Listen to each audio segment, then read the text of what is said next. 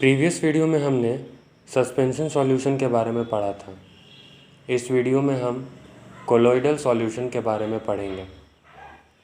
Colloidal solution suspension solution से अलग होता है।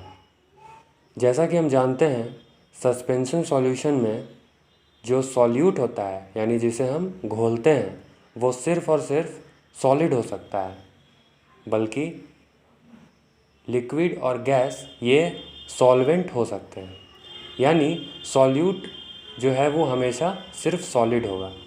लेकिन कोलोइडल सॉल्यूशन में ऐसा नहीं होता है।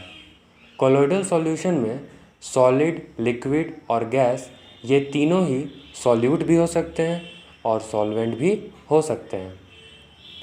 कोलोइडल सॉल्यूशन में सॉल्यूट पार्टिकल यानी जिसे किसी सॉल्यूशन में घोला जाता है उसे हम डिस्पर्स्ड फेज कहते हैं। ये कोलोइडल सिस्टम में एक नया टर्म है।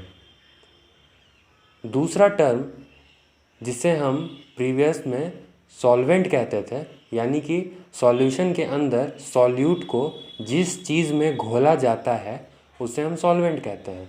और कोलोइडल सिस्टम के अंदर जो सॉल्यूशन होता है उसमें सॉल्वेंट को हम डिस्पर्शन मीडियम कहते हैं।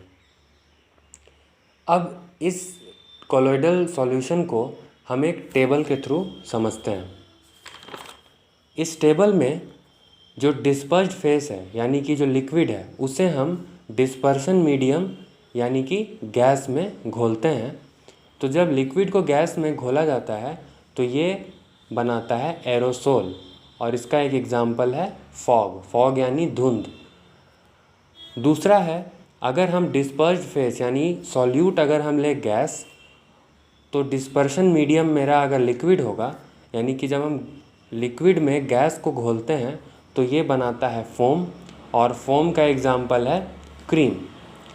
तीसरा है, डिस्पर्शन मीडियम अगर हम लेके चलते हैं लिक्विड, और मेरा डिस्पर्स्ड फेस भी लिक्विड है मान लेते हैं, यानी लिक्विड में अगर हम लिक्विड को घोलते हैं तो ये मेरा बनाता है इमल्शन, और जिसका एग्जाम्पल हो सकता है मिल्क।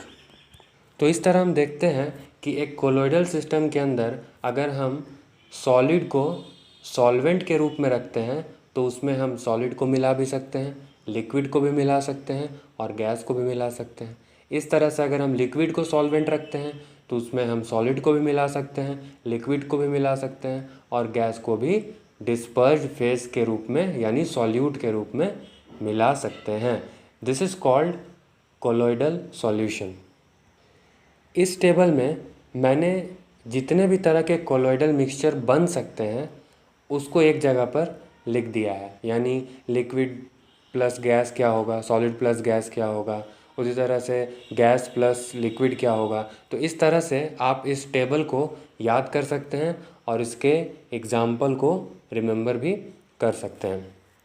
अब हम कोलोइडल सिस्टम के कैरेक्टरिस्टिक्स को पढ़ते हैं। पहला कैरेक्टरिस्टिक्स है हेट्रोजीनस मिक्सचर। देखने में तो कोलोइडल सिस्टम एक होमोजीनस मिक्सचर लगता है, लेकिन ये एक हेट्रोजीनस मिक्सचर होता है। इसमें जो पार्टिकल यानी जो घोले जाते हैं उनका साइज़ जो है ये ना तो बहुत बड़ा होता है और ना ही बहुत छोटा होता है, ये मीडियम साइज़ के होते हैं। तीसरा है कि इसमें जो पार्टिकल घोले जाते हैं इसको हम माइक्रोस्कोप में देख सकते हैं।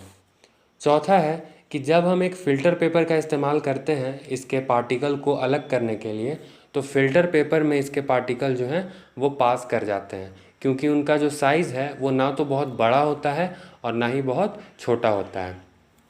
पांचवा है, ये कोलोइड सॉल्यूशन के अंदर जो कोलोइड सॉल्यूशन होता है हमारा वो टिंडल इफ़ेक्ट शो करता है, यानी कि ये अपने में से लाइट को पास होने देता है।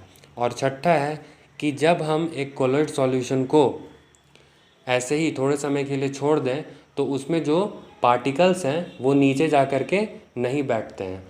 ठीक है, हालांकि ये एक हेट्रोजीनस सॉल्यूशन है लेकिन ये होमोजीनस की तरह दिखता है। इसके वजह से इसमें जो पार्टिकल घोले जाते हैं वो नीचे जाकर नहीं बैठते हैं, बल्कि इन पे ग्रेविटी का किसी भी तरह का कोई असर नहीं होता है। तो इस तरह से हमने कोलोइडल सिस्टम क्या होता है, डिस्पर्स्ड फेस, डिस्पर्शन मीडियम क्या होता है और कैरेक्टरिस्टिक्स ऑफ कोलोइडल सॉल्यूशन क्या होते हैं इसके बारे में पढ़े। अब हम नेक्स्ट वीडियो में इवेपोरेशन मेथड को कवर करेंगे। Thank you.